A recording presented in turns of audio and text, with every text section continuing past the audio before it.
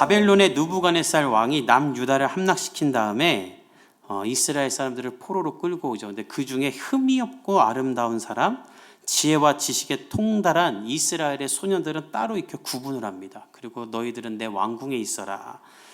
다니엘이 그 중에 하나였어요. 아마 놀라운 특권이자 축복이었을 겁니다. 다른 사람들은 다 포로로 와서 이 거대한 바벨론 국가, 고고학자들에 의하면 이렇게 운하가 흐르고 금의 도시였고 고대의 문학가들의 선망의 도시였다, 금의 도시였다고 하죠.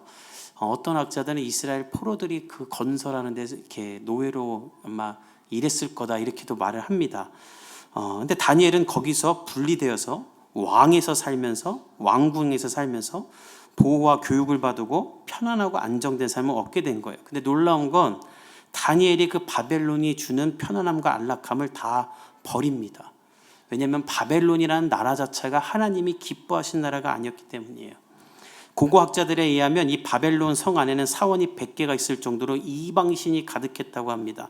특히 바벨론 한가운데는 높이 90m의 사원이 있는데 그 고대 문헌에 의하면 아마 바벨탑을 재현한 것과 같은 큰 탑이었을 거다라고 이야기를 해요. 근데 그 탑 안에서 마두둑이라는 신을 섬기면서 사람들의 1년에 한 번씩 합법적인 매춘을 하고 여인들을 놓고 결혼 경매를 하기도 하고 아주 음란한 나라였어요.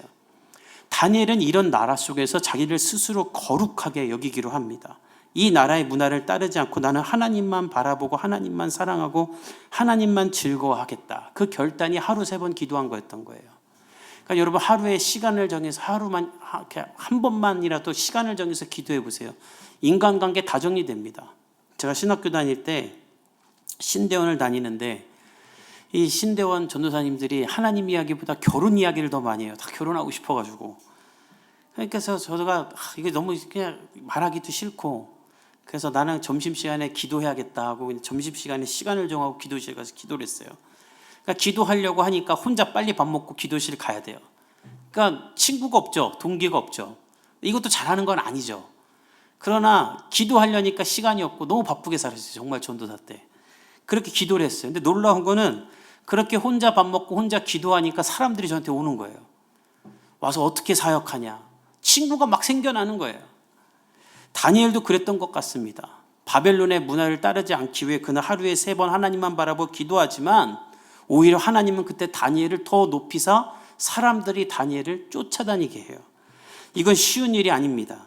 나라가 완전히 망했어요. 하나님이 멸망하도록 버리셨어요. 회복될 가능성이 없어요. 근데 그 중에 바벨론의 왕장처럼 왕궁에서 일하는 지혜로운 소년으로 뽑혔으면 상식적으로 어떻게 해야 됩니까? 내가 어떻게 이 나라에서 이제 살아남을까? 어떻게 우리 가문 대대로 여기서 정착하고 살게 할까? 부동산은 어디에 투자할까? 이런 생각하면서 살아야 될 텐데 그 특별한 기회를 다 버리고 야 하나님이 날 특별히 사랑해서 이 바벨론에서 잘 먹고 잘 살게 복 주셨나 보다라고 생각하지 않고 모든 가능성을 다 갖다 버리고 하나님만 바라보고 사는 거예요. 왜냐하면 하나님은 여전히 살아계신 하나님이라고 믿기 때문에. 그래서 하나님은 일평생 다니엘을 떠나지 않고 다니엘을 높이십니다. 우리가 잘 아는 대로 그는 채소만 먹었어도 누구보다 건강했죠. 채소만 먹었던 이유는 느부갓네살 왕이 주는 그 음식들이 다 이방신들, 이 음란한 신들 앞에 제사를 드렸던 음식이기 때문에. 또 그의 친구들이 왕의 신상에 절하지 않았다는 이유로 풀무불에 들어갔을 때도 하나님은 그들을 살리시죠. 그 결과 다니엘은 무려 60년 동안 총리를 합니다.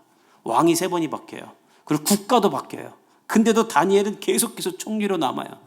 자기가 총리하려고 이 나라의 정치들처럼 어떻게든 버텼던 게 아니라 그냥 옆에 있는 사람들이 다니엘과 함께하는 하나님을 보고 다니엘을 계속 총리로 세운 거예요. 오늘 본문도 그런 본문인데 다니엘은 이미 80세가 넘어서 노인이 됩니다. 근데 다리오라는 왕이 바벨론의 새로운 왕이 돼요. 이 사람은 여러분이 영화에서 봤던 영화 300에 나오는 나는 관대하다 말한 그 왕 있죠. 그 왕이 에스더서에 나오는 아헤수에로 왕이에요. 에스더의 남편이었던 그 아헤수에로 왕의 아들이 이 다리오 왕입니다. 이 사람이 이제 바벨론의 새로운 왕이 되는데 왕이 되자마자 나라를 재편성하면서 지방장관 120명을 세워요. 120명 너희들 이렇게 관할을 준 거죠. 광진구, 성동구 뭐 이렇게. 그리고 나서 총리 셋을 세워서 그 120명을 또 다스리게 하는데 그 중에 하나가 다니엘이에요.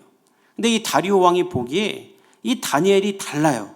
오늘 6장 3절에 보면 성경에 다니엘을 민첩하다고 하는데, 이 민첩하다는 단어가 원문을 보면 탁월한 영혼이 있다, 사람의 지혜와 지식을 뛰어넘는 탁월한 영혼, 학문으로 세상을 보는 건 너머에 영적인 힘이 있는 사람이었다는 뜻이에요. 83세로 추정되는 다니엘이.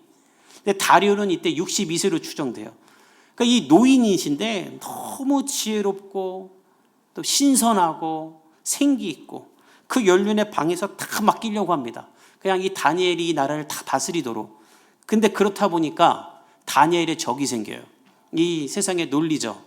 장사를 하는데 한 집만 잘 돼요. 그럼 나머지 집들이 그 잘 되는 집 시기하잖아요. 그것처럼 사람들이 다니엘을 시기하는데 어떻게 시기하는가? 우리 4절에서 5절을 읽어봅시다. 시작. 이에 총리들과 고관들이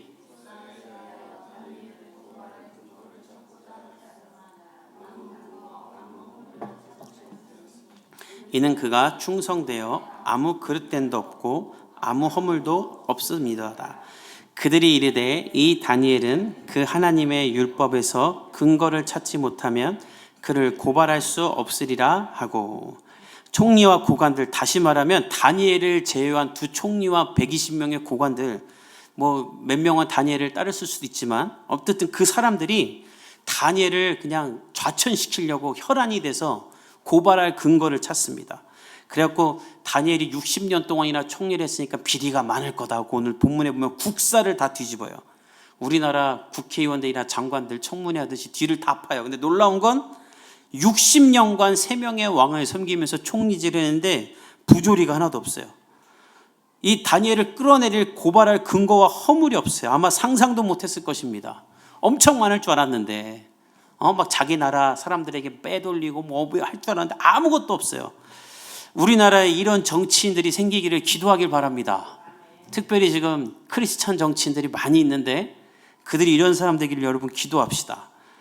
근데 이런 다니엘을 보고 놀라고, 야, 어떻게 다니엘 이렇게 살았나, 야, 왕이 다 맡길만 하다 하고 따라야 되는데, 오히려 이 약한 사람들은 모여서 어떻게 하냐면, 야, 죄를 만들 수밖에 없겠다, 다니엘을 고발할 근거를 만들자. 그러니까 한 사람이 말해요. 저 다니엘을 끊어내리려면 고발할 근거는 그가 믿는 하나님밖에 없을 것 같다. 그러면서 막 머리를 굴리는 거예요. 이게 사단의 방법이에요. 여러분, 사단이 우리를 무너뜨릴 때 넘어뜨릴 것이 없으면 마지막으로 하나님으로 넘어뜨립니다. 회사에서 여러분을 누가 시기해요. 끊어내기를 해요. 근데 끌어내릴 게 없으면 교회 다니는 걸로 주일날 출근하게 만들고, 야, 너 하나님 믿으면서 왜 그러냐 정죄하고 막 그렇게 하는 거예요. 이게 마찬가지인 거예요. 자신들과 너무나 차원이 다른 다니엘을 보고 겸손하게 따르지 못할 망정 하나님께 기도하는 것을 죄가 되도록 만들려고 하고 다리오에 가서 말합니다. 다리오야, 당신이 이제 나라를 새롭게 세웠으니 왕권을 강화하고 왕의 위엄을 높이기 위해서는 당신이 절대자가 돼야 됩니다. 그러니 앞으로 30일 동안 당신 외에 다른 신이나 인간에게는 기도를 하지 못하게 합시다 라고 말을 해요. 왜 이런 그 청안을 하냐면, 이 고대 바벨론이 이렇게 강국이 될 수 있었던 이유 중에 하나가 다른 나라 민족들을 다 이렇게 끌어모았잖아요, 포로로. 그럼 데리고 오면 우리 일본처럼 절대적으로 일본말 써라, 일본 문화 따라라, 이게 아니라 각 나라의 민족과 종교를 다 인정해 줬대요. 포용 정책. 그리고 포로로 끌려왔어도 바벨론 사람으로 살게 하면 시민권도 줬대요. 그래야 구테타를 일으키지 않을 수 있고 나라는 다양해지고 발전하게 되니까. 어쩌면 산당이 100개다 있었던 이유도 그것 때문이 아닌가 싶습니다. 각 나라와 민족들이 각자가 섬기는 그 산당들을 다 만든 거예요. 그래서 이 포용 정책으로 나라는 다양해지고 강해졌지만 문제는 뭐냐면 왕의 권한이 그만큼 약한 거예요. 다 사람들이 자기 민족과 자기 신념에 따라 섬기는 다른 것들이 있어요. 그러니까 왕이 절대적이지 못해요. 그래서 이 신하들이 왕을 위한답시고, 왕이여, 당신이 이 나라의 절대적인 존재가 돼야 됩니다. 북한의 김정은이나 그 사람들처럼 그렇게 돼야 됩니다. 그래서 앞으로 딱 30일만 모든 사람들이 각자가 섬기는 신에게 기도 못하게 하고 당신에게만 기도하도록 합시다. 30일로 국한하면 구테타 일어나지 않을 겁니다. 30일 뒤엔 풀어줍시다. 그래서 일단 당신이 절대 권력을 가지십시오라고 충성된 척하면서 다리오를 위해 이 제안을 딱 말하는 거예요. 그러니까 다리오는 듣기 좋았죠. 야, 이렇게 충성된 사람들이 어딨나. 다리오는 다니엘을 죽이려고 이들이 만들어낸 계략인 줄 모르고 이 조서에 도장을 찍어요. 그리고 반포를 합니다. 이제 30일 동안 나 외에 다른 존재에게 기도하면 사자굴에 들어간다. 그런데 다니엘은 어떻게 하는가? 우리 10절을 읽어봅시다. 10절 시작. 다니엘이 이 조서에 왕의 도장이 찍힌 것을 알고도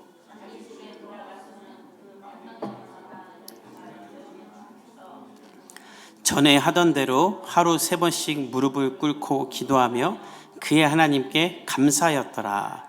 다니엘은 이 조서에 도장이 찍힌 것을 알고도 기도하러 갑니다. 당연히 다 알죠. 다니엘이 누굽니까? 이 나라의 실세예요. 60년 동안 총리한 사람이에요. 이 조서만 알겠습니까? 어떠한 의도로 어떻게 만들었는지도 다 알아요. 그리고 7절에 보면 이 조서는 왕에게 가기 전에 총리였던 다니엘에게도 분명히 들어갔을 겁니다. 다니엘은 보자마자 알았을 거예요. 아, 얘네들이 나 죽이려고, 나 끌어내리려고 이런 법 만들었구나. 근데 그걸 다 알고도 오늘 다니엘은 자기 집으로 가서 예루살렘을 향해 창문을 열고 하던 대로 하루 3번씩 기도를 해요. 근데 오늘 보면 어떤 기도를 하는가? 살려주세요. 저 나쁜 놈들을 끄집어내 주세요. 하나님, 저 비통합니다. 이게 아니라 감사 기도를 했다. 자기를 뺀 2명의 총리와 120명의 고관들이 나 하나 죽이려고 법까지 만들어서 나를 이렇게 올가매는데 하나님 앞에 창문 열고 감사 기도를 했다라는 거예요. 지금 무슨 감사할 게 있어서 감사 기도합니까? 포로로 끌려와서 60년을 버텼는데 하나님만 바라보며 구분되어서 혼자 외롭게 3시간 하루에 3번씩 구분해서 기도하고 하나님만 바라봤는데 인생의 말년에 사자굴 들어가서 죽게 생겼어요. 근데 왜 감사합니까? 무엇을 감사한단 말입니까? 정상적이라면 다니엘은 지금 기도할 게 아니라 이 법안을 들고 왕에게 갔어야 돼요. 여러분, 다니엘이 맘만 먹으면 이 법 통과 못합니다. 오늘 3절에 말하죠. 다니엘은 마음이 민첩하여 총리들과 고관들보다 뛰어났다. 이 수작 부리는 모든 사람 위에 다니엘이 있었다는 거예요. 이 말은 다니엘이 맘만 먹으면 이 법을 딱 뒤집어 엎을 수 있다는 거예요. 다니엘이 맘만 먹으면 다리오에게 가서 왕이여, 이거 지금 당신 낚는 겁니다. 나 죽이려고 만든 법입니다. 자초지정 다 설명하면서 다 끄집어낼 수 있어요. 근데 그 해야 할 일을 안 하고 왜 이렇게 답답하게 감사기도나 하는가?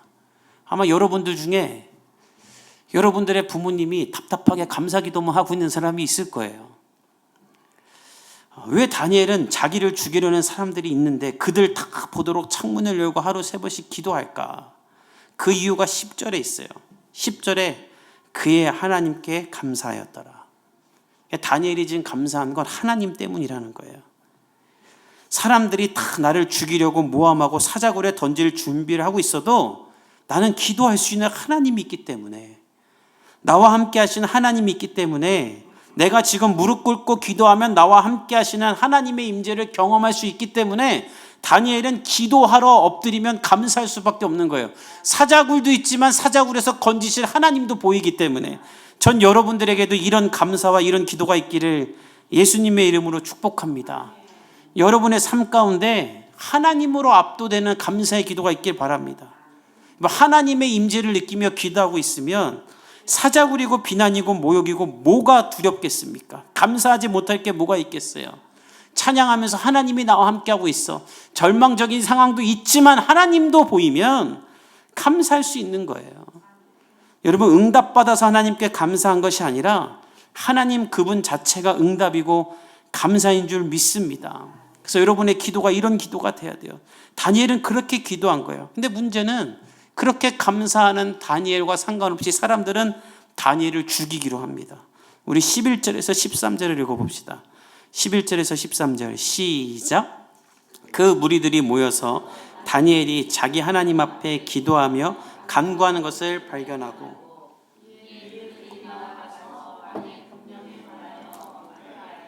왕이여, 왕이 이미 금령에 왕의 도장을 찍어서 이제부터 30일 동안에는 누구든지 왕의 어떤 신에게나 사람에게 구하면 사자굴에 던져 놓기로 하지 아니하였나이까 하니 왕이 대답하여 이르되 이 일이 확신하니 메대와 바사에 고치지 못하는 규례니라 하는지라. 그들이 왕 앞에서 말하여 이르되 왕이여 사로잡혀 온 유다 자손 중에 다니엘이 왕과 왕의 도장에 찍힌 금령을 존중하지 아니하고 하루 3번씩 기도하나이다 하니. 다니엘을 죽이려는 자들이 왕에게 가서 말합니다. 왕이여 당신께서 금령을 세우고 앞으로 30일 동안 당신의 다른 신에게 기도하면 누구라도 사자굴에 넣기로 한 것 아시죠? 그러니까 왕이 말합니다. 그래 알아. 확실하니 메대와 바사에 고치지 못한 규례일 것이다. 그 말을 하자마자 다니엘이 말해요. 왕이여 들으소서. 다니엘이 그 조서를 어기고 기도했습니다. 한 번도 아니고 하루 3번씩 했습니다. 사자굴에 집어넣으십시오. 그러니까 다리오는 이제 자기가 낚인 걸 알아요. 아, 이놈들이 다니엘 죽이려고 한 거구나. 이거 도장 찍자마자 그 다음날 다니엘 죽이겠다고 온 거예요. 그러니까 여러분, 우리가 항상 깨어서 기도해야 될 이유는 항상 하나님 앞에 기도하지 않으면 이 달콤한 속임수에 넘어가는 거예요. 여러분, 분명히 기억할 것은 무엇인가? 이 성경은요, 다니엘이 낚여서 사자굴에 들어갔다고 말하는 게 아니라 다리오가 낚였다고 말하는 거예요. 여러분, 기도하는 사람은요 절대 세상에 낚이지 않습니다. 알고 고난당하고 알고 시험당하고 알고 이겨내요. 그러나 기도하지 않으면 사단에게 나를 모르는 사이에 이렇게 속게 되는 거예요. 다리오는 뒤늦게 알고 다니엘을 구하기 위해 안간힘을 씁니다. 근데 못 구해요. 14절에 보면 다니엘을 구하고 싶어서 마음을 썼다라고 하는데 원문을 보면 심장이 움직였다는 말로 다니엘을 너무 구하고 싶어서 온갖 수단 방법을 다 구하고 있는 거예요. 근데 해가 질 때까지 이 방법을 못 구해요. 근데 이게 또 문제가 되는데 고대 사회에서는 이 사람 사형하면 아침에 죽였대요. 해가 지기 전에는 그냥 직결 심판. 그러니까 우리나라처럼 이 사람 죄졌습니다. 언제까지 법원 나오십시오. 재판받아서 언제 사형이 아니라 얘 법 어겼네? 사형. 그럼 그날 죽이는 거예요. 바로바로. 그러니까 지금 원래대로라면 다니엘은 이미 진작 사자굴에 들어갔어야 돼요. 근데 다리오가 다니엘을 살리고 싶어서 방도를 찾더라 형 집행을 계속 지체합니다. 그랬더니 15절에 보면 다니엘을 죽이려던 무리들이 왕을 찾아서 압력을 가하는데 여러분 눈으로 15절을 보세요. 이 사람들이 왕에게 어떻게 말하냐면 메대와 바사의 규례를 알지 않습니까? 왜 빨리 안 죽입니까?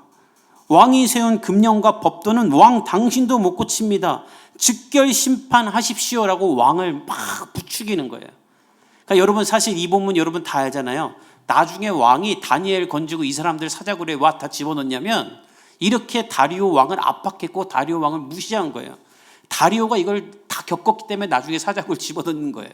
이건 충신이 아니라 나를 모함하는 사람들이니까. 그래서 다리오는 어쩔 수 없이 다니엘을 사자굴에 던집니다. 그리고 말합니다. 우리 16절에서 18절을 읽어봅시다. 시작. 이에 왕이 명령하매 다니엘을 끌어다가 사자굴에 던져 넣는지라. 왕이 다니엘에게 이르되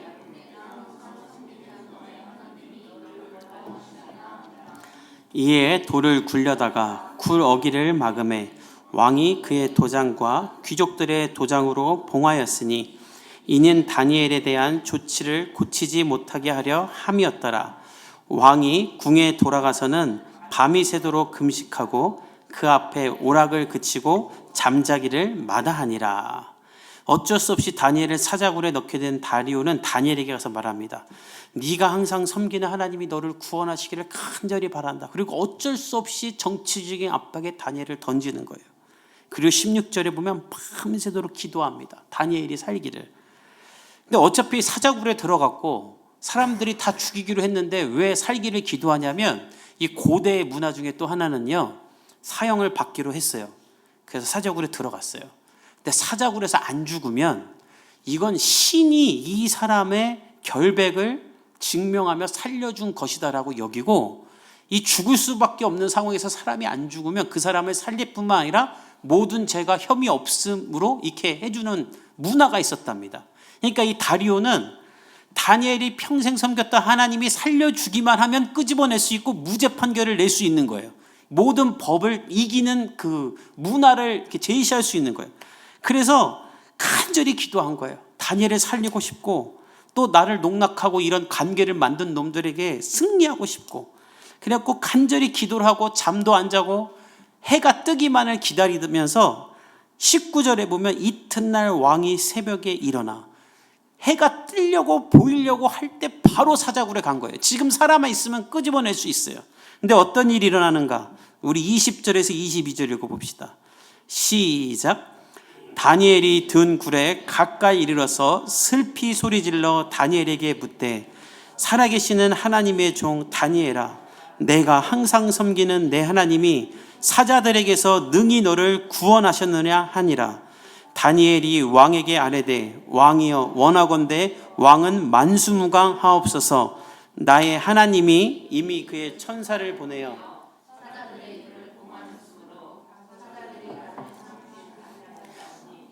이는 나의 무죄함이 그 앞에 명백함이오며 또 왕이여 나는 왕에게도 해를 끼치지 아니었나이다 하니라.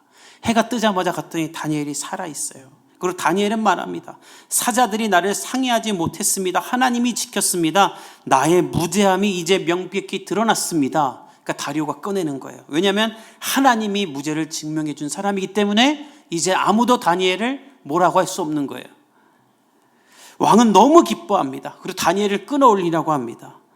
다니엘이 굴에서 올린즉 그의 몸이 조금도 상하지 아니었다. 어떻게 이런 일이 일어날 수 있는가? 23절은 말합니다. 이는 그가 자기의 하나님을 믿음이었더라. 다니엘이 사자굴에서 살아 있었던 이유를 성경은 단 한 가지로 말해요. 그가 하나님을 믿었기 때문이다. 다니엘이 자신을 죽이기 위해 괴략을 짜는 자들과 상대하지 않았던 이유도 여기 있습니다. 아까 말했듯이 다니엘은 다 알고 있었어요. 이 술수를 알고 전말을 알리고 판을 뒤집을 수 있었어요. 그런데 왜 대항하지 않고 오히려 감사 기도를 했는가? 그들이 나를 죽일지라도 하나님이 나를 살릴 것이라는 믿음이 있었기 때문이에요. 그리고 이들에게 하나님을 말하고 싶었던 거예요. 이 바벨론 안에 있는 수많은 신 중에 하나가 하나님이 아니라 하나님은 너희들이 감당치 못하는 절대적인 하나님이시다. 풀무불에서도 내 친구를 살렸던 하나님이시다. 그 믿음이 있기에 감사하며 기도할 수 있었던 것이죠. 이 맥주 감사 주일에 이 다니엘이 우리에게 무엇을 말하는가? 여러분의 삶 가운데 어떤 고난과 문제가 있고 두려움이 있고 막막함이 있을지라도 여러분 하나님을 향한 믿음을 가지고 감사하며 하나님 앞에 나아갈 수 있기를 예수님의 이름으로 축복합니다. 하나님이 살리고 답을 주시는 거예요. 최근에 최강 야구라는 프로가 있어요. 그 프로에 김성근 감독님이 나오는 그 한 3분짜리 클립을 봤는데 그 투수가 니퍼트라는 투수가 이렇게 공을 던져요. 근데 투 스트라이크까지 잡았는데 삼진을 못 잡아요. 계속 타자가 쳐내요. 가만히 있던 김성근 감독님이 포수에게 이렇게 합니다. 이게 뭐냐면 슬라이드를 던져서 공이 앞에서 뚝 떨어지게 해라. 그러니까 포수가 감독이 그 사인을 내니까 니퍼트한테 그 공 던지라고 말해요. 근데 니퍼트가 싫다 그래요. 그러니까 갑자기 포수가 감독님이 하라 그랬다고. 그러니까 니퍼트가 알겠다고. 감독님이 하라니까. 그리고 슬라이더를 딱 던지자마자 바로 삼진에서 3스트라이크를 잡고 아웃을 잡고 들어와요. 그 니퍼트가 들어오면서 감독에게 감사하다고 합니다. 전 그걸 보면서 야 이게 하나님과 우리 관계랑 똑같다. 우리 인생에 2스트라이크까지는 잡았는데 마지막 하나가 안 될 때가 있죠. 근데 그때 내 힘으로 하겠다고 막 고집 부리는 게 아니라 나에게 하나님이 있음을 믿고 하나님이 나의 하나님을 감사하면서 하나님 앞에 마지막 내가 무슨 공을 던져야 됩니까? 물어보면 하나님이 던져야 될 공을 알려주고 그 공으로 승리케 하신다는 거예요. 그 하나님을 바라보며 승리할 수 있는 거예요. 전 여러분이 그런 삶이 될 수 있기를 예수님의 이름으로 축복합니다. 오직 하나님만 바라보며 하나님으로 감사하고 하나님으로 기뻐하며 믿음으로 사는 거예요. 그러면 하나님이 높이시는 거예요. 그리고 하나님의 영광을 위해 사는 거예요. 다니엘이 이렇게 해서 사자굴에서 나오자 어떻게 되는가? 우리 26절에서 28절까지 한번 읽어봅시다. 시작. 내가 이제 조서를 내리노라. 내 나라 관할 아래에 있는 사람들은 다 다니엘의 하나님 앞에서 떨며 두려워할지니 그는 살아계시는 하나님이시요 영원히 변하지 않으실 이시며 그의 나라는 멸망하지 아니할 것이요 그의 권세는 무궁할 것이며 그는 구원도 하시며 건져내기도 하시며 하늘에서든지 땅에서든지 이적과 기사를 행하시는 이로써 다니엘을 구원하여 사자의 입에서 벗어나게 하셨음이라 하였더라. 이 다니엘이 다리오 왕의 시대와 바사 사람 고레스 왕의 시대에 형통하였더라. 다리오 왕이, 이방 나라의 왕이 이 다니엘을 높이고 다니엘의 하나님을 높입니다. 그러면서 모든 사람들에게 말해요. 수많은 신들 중에 살아있는 유일한 신은 이 하나님이다. 저와 여러분이 다니엘과 같은 믿음으로 삶으로 다니엘과 같은 하나님을 증명하는 사람 되기를 예수님의 이름으로 축복합니다. 여러분, 세상은 이제 끝을 향해 갑니다. 오늘 지금 이 시간에 대전에서 퀴어 축제를 벌이고 있어요. 이제 우리나라 대전은 여태까지 계속 막았다는데 교회가 좀 세가지고 이제 열었어요. 엉망진창이에요. 최근에 미국에서는요, 한 달 동안 퀴어 축제를 줄을 돌아다니면서 한답니다. 마약이 얼마나 미국을 지금 뒤감고 있는지, 미국에는요, 술집에 가면 이렇게 술이 한 잔 나오잖아요. 그러면 키트를 하나 준대요. 우리 옛날 코로나 때 키트처럼, 카드처럼 생긴 키트예요. 키트에 이렇게 동그라미가 4개가 있어요. 그러면 술을 먹기 전에 술이 나오는 그 사이에 누가 내 술에다 마약을 탔을지 모르기 때문에, 그런 경우가 하도 많으니까 빨대로 4군데다가 이렇게 한 방울씩 떨어뜨린답니다. 그러면 하나는 무슨 마약, 하나는 무슨 마약, 하나는 무슨 마약, 하나는 무슨 마약. 그 검사예요. 검사하고 4개 다 괜찮다고 나면 그때 술을 먹은대요. 그렇게까지 하면서 술을 먹나 싶기도 하고, 세상이 어떤 세상이길래 이럴까 싶기도 하고. 근데 문제는 지금 우리나라도 이제 곧 그런 게 들어오게 생겼다는 거예요. 뭘 말하는가? 나라가 이제 전 세계가 죄악으로 가득 찼어요. 이 바벨론과 같은 문화에서 우리는 살고 있어요. 이때에 하나님은 바벨론에서 더 잘 살려고 발버둥치는 사람이 아니라 다니엘처럼 구분하여 하나님의 영광을 위해 살려고 하는 사람들을 하나님은 찾는다라는 거예요.